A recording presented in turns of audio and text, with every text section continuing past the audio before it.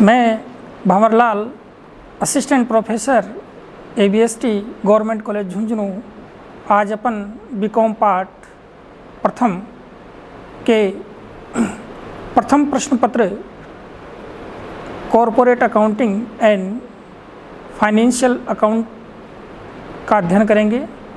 इसमें सबसे पहले अपन पहली यूनिट लेंगे और इसमें जो मुख्य बिंदु रहेगा अपना अकाउंटिंग प्रिंसिपल्स, कॉन्सेप्ट एंड कॉन्वेंशंस, लेखांकन के सिद्धांत, अवधारणा एवं परंपराएं। देखिए, लेखांकन को व्यवसाय की भाषा माना जाता है। प्राचीन काल में जो व्यवसाय जो होता था वो सीमित मात्रा में होता था, लेकिन वर्तमान समय में जो व्यवसाय है इसके स्वरूप में वृहद रूप से बदलाव आ चुका है। इसी क्रम में पहले के वर्षों में जो लेखांकन है वो केवल एक मालिक जो होता था, जो व्यवसायी होता था, उसी के प्रति उत्तरदायी माना जाता था। लेकिन समय के बदलाव के साथ साथ वर्तमान समय में जो लेखांकन है वो वृहद समाज या संपूर्ण समाज के लिए लेखांकन वो है संपूर्ण रूप से जिम्मेदार होता है। इसी क्रम में अपन आगे बढ़ते हैं। लेखांकन जो प्रणाली है इसका सर्वप्रथम जो विकास है वो ईसा से 4500 वर्ष पूर्व का माना जाता है। किंतु वर्तमान में जो दोहरा लेख का जो प्रणाली है उसका जो विकास है वो 15वीं शताब्दी के अंत में हुआ है। इसी क्रम में सबसे पहले जो इस दोहरा लेखा प्रणाली के जो सिद्धांत है इसका जो प्रतिपादन है, इसका जो आविष्कार है, सबसे पहले इसका जो प्रयोग किया गया है वो श्रीमान लुकास पेसियोली के द्वारा किया गया है। इन्होंने ये जो सिद्धांत है 1494 में प्रतिपादन किया। ये एक प्रसिद्ध गणितज्ञ थे और ये वेनिस नगर इटली के रहने वाले थे। इसी क्रम में अपन आगे चलते हैं कि ये जो सिद्धांत हैं वो पूर्ण रूप से एक अकाट्य विज्ञान की भांति नहीं है, बल्कि ये एक समाज विज्ञान की भांति इसे माना गया है। लेखांकन की विभिन्न विद्वानों ने इसको परिभाषित किया गया है, जिसमें सबसे पहले स्मिथ एवं एस्बर्ग ने इसको परिभाषित किया है। स्मिथ तथा एस्बर्ग ने इसको कला एवं विज्ञान दोनों रूप में परिभाषित किया है। लेखांकन को कला के रूप में जो परिभाषित किया गया है, किसी भी कार्य को जो करने का जो ढंग है, किसी भी कार्य को जो करने का जो ढंग है उसे कला कहा गया है। ठीक उसी प्रकार विज्ञान का जो आशय है, किसी भी विषय के जो क्रमबद्ध ज्ञान होता है उस क्रमबद्ध ज्ञान को विज्ञान कहते हैं। लेकिन इस जो विज्ञान है, जो लेखांकन जो विज्ञान है, इसको कला और विज्ञान जो माना गया है उसको पूर्ण रूप से एक विज्ञान की भांति न मान करके, बल्कि इसको एक समाज विज्ञान का एक भाग माना गया है। इसको और भी लेखांकन को कई रूप विभिन्न जो संस्थाएं हैं उनके द्वारा भी इसको परिभाषित किया गया है, जिसमें AICPA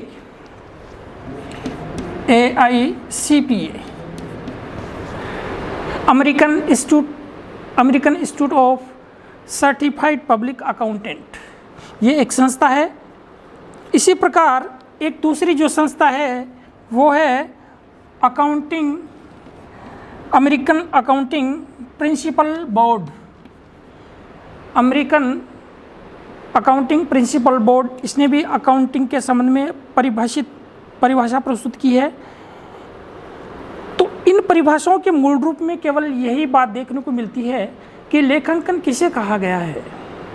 लेखांकन का आशय है कि मुद्रा में मापनीय जो व्यवहार होते हैं उन व्यवहारों का लेखा करना, अर्थात इसमें केवल उन्हीं लेन देनों को, उन्हीं व्यवहारों को, उन्हीं ट्रांजैक्शन को सम्मिलित किया जाएगा कि जिनको अपन मुद्रा में माप सकते हैं। यदि कोई ट्रांजैक्शन वस्तु के माध्यम से हुआ है, वस्तुओं को लेन देन के माध्यम से हुआ है, तो उसको अपन इस अकाउंटिंग में इसको सम्मिलित नहीं किया जाएगा। ठीक इसी प्रकार कई लेन देन इस प्रकार के होते हैं कि जो एक व्यवसाय विशेष के लिए बहुत ही इम्पोर्टेंट होते हैं, लेकिन क्योंकि उनका जो प्रभाव है लाभ के ऊपर बहुत ज़्यादा पड़ता है, लेकिन इतना होते हुए भी उनका मुद्रा के अंदर उनका मापन नहीं किया जा सकता, तो लेखांकन के जो है, लेखांकन को में जो परिभाषित किया गया है उसमें यही है कि केवल उन्हीं व्यवहारों को सम्मिलित किया जाएगा कि जो जिन्हें अपन मुद्रा में माप सकते हैं, मुद्रा के रूप में उनको लिख सकते हैं। ठीक इसी प्रकार इस परिभाषा को मैं आपको एक बार पूरी पढ़ करके मैं बता देता हूँ कि मुद्रा में मापनीय जो व्यवहार हैं, मुद्रा में जो मापनीय व्यवहारों का लेखांकन करना, उनको वर्गीकृत करना एवं उनको सारांशित करना एवं साथ में उनको विश्लेषण करने की क्रिया को लेखांकन कहते हैं। अर्थात इसमें 4 बातें मुख्य रूप से बताई गई है, जिनको अपन प्रत्येक जो इनको विशेषताओं के रूप में भी इनको माना है। तो इस प्रकार लेखांकन को एक प्रक्रिया के रूप में माना गया है। अकाउंटिंग इज एक प्रोसेस, ये एक प्रक्रिया है जिसमें इस परिभाषा के जो 4 जो बिंदु हो, जो इम्पोर्टेंट जो बिंदु हैं, उनके बारे में इसमें अपन चर्चा करेंगे। देखिए, परिभाषा में सबसे पहला मैंने बिंदु बताया कि लेन देन का लेखा करना। जो भी ट्रांजैक्शन होगा, जो लेन देन होगा, उसका सबसे पहले अपन लेखा करेंगे। और लेखा किस प्रकार से करेंगे? अकाउंटिंग रूल्स के अनुसार, लेखांकन के नियमों के अनुसार। जैसा कि आपने पूर्व की कक्षाओं में पढ़ रखा है कि लेखांकन जो है, लेखांकन के लिए 3 नियम होते हैं, जिनमें पहला व्यक्तिगत, दूसरा वस्तुगत और तीसरा नाममात्र का। ठीक है, उनके अनुसार लेखा किया जाता है। और लेखा करने के लिए सबसे पहले जो जिस पुस्तक का उपयोग किया जाता है उसे कहते हैं जर्नल या रोजनामचा। ठीक उसी प्रकार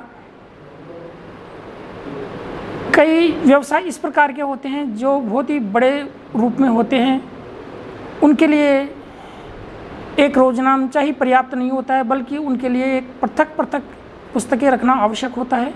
जैसे कि क्रय बही, विक्रय बही, क्रय वापसी बही, विक्रय वापसी बही, बिल्स रिसेबल बही, बिल्स पेबल बही। तो इस प्रकार से ये है, ये केवल उसी स्थिति में ये सहायक बहियाँ काम में ली जाएंगे कि जब व्यवसाय का वृहत रूप हो, अर्थात व्यवसाय के अंदर बहुत बड़ी तादाद के अंदर ट्रांजैक्शन होते हों। तो सबसे पहले जो अकाउंटिंग जो प्रोसेस में है, लेन देनों का लेखा करना। इसी प्रकार अपन आगे चलते हैं। दूसरा, क्लासीफाई एंड लेजर पोस्टिंग।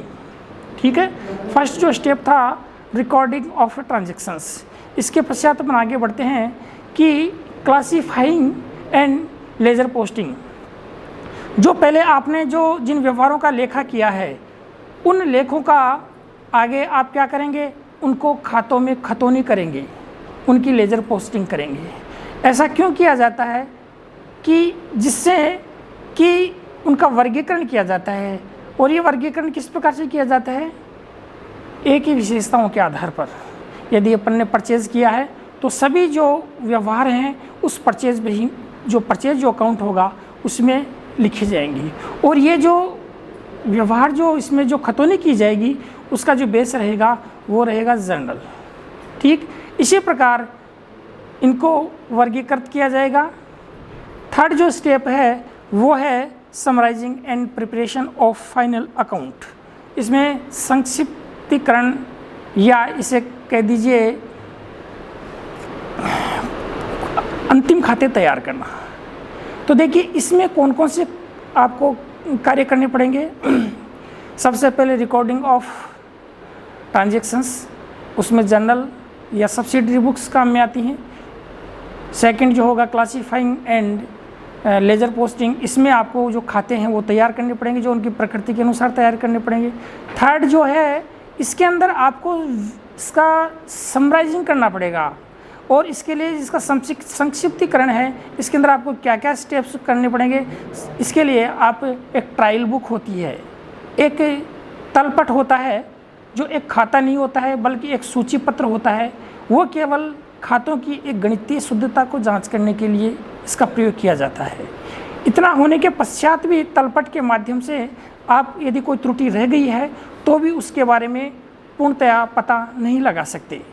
ये केवल मात्र गणितीय जो योग होता है उसकी शुद्धता की जांच की जाती है। ये एक अकाउंट नहीं होता है बल्कि एक सूची पत्र होता है। इसमें दो पक्ष, एक तो DR और एक CR, दो कॉलम होते हैं, और यदि उनका योग यदि बराबर नहीं आता है तो उस स्थिति में ये मान लिया जाता है कि कहीं न कहीं अपने जो खातों के शेष अर्थात जो खतौनी से जो शेष लाए गए हैं, या अपन ने जो प्रारंभ में जो प्रारंभिक लेखे की पुस्तकों में जो प्रविष्टि की है उन प्रविष्टियों में कहीं न कहीं अपन ने गलत प्रविष्टि कर दी गई है। ठीक इसी प्रकार जो ट्रायल जो सूची जो पत्र है उसके पश्चात जो तैयार किए जाते हैं वो तैयार किए जाते हैं अंतिम खाते, फाइनल अकाउंट।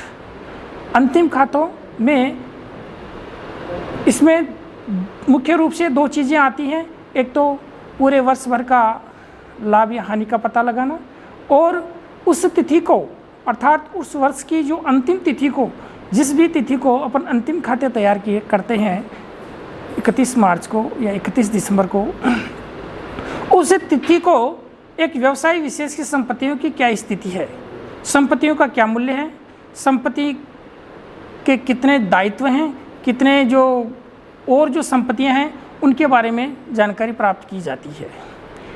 तो इसी प्रकार यदि एक व्यवसाय का जो स्वरूप है यदि एकाकी और साझेदारी के रूप में होता है तो उस स्थिति के अंदर तीन चीज़ें बनाई जाती हैं, एक ट्रेडिंग अकाउंट, एक P&L अकाउंट और एक बैलेंस शीट। जो ट्रेडिंग अकाउंट जो होता है, व्यापार खाता होता है, वो एक P&L का ही पार्ट होता है। ठीक इसी प्रकार यदि व्यवसाय का स्वरूप यदि कंपनी स्वरूप है तो उस स्थिति में कंपनी के जो अंतिम खाते हैं वो कंपनी अधिनियम 2013 के रूल्स के अनुसार बनाया जाएगा, और इसमें जो ट्रेडिंग अकाउंट है उसकी जगह उसका जो समावेश है जो इनकम स्टेटमेंट में किया जाएगा। तो इसके लिए एक तो इनकम स्टेटमेंट तैयार होगा और दूसरा बैलेंस शीट तैयार होगा।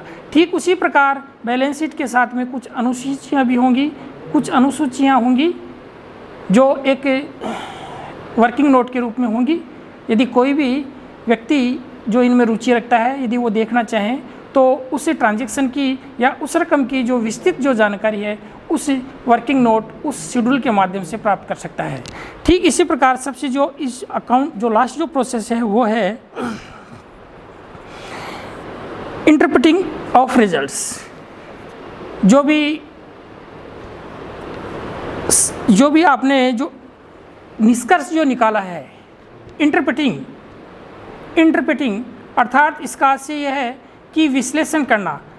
विश्लेषण, क्योंकि अपन सभी जानते हैं कि जो वित्तीय विवरण जो बनाए जाते हैं, अंतिम खाते बनाए जाते हैं, उसमें बहुत से व्यक्तियों का इसमें हित होता है, जैसे कि इन्वेस्टर्स होते हैं, शेयर होल्डर्स होते हैं, डिबेंचर्स होल्डर होते हैं, गवर्नमेंट होती है, एम्प्लॉयज़ होते हैं।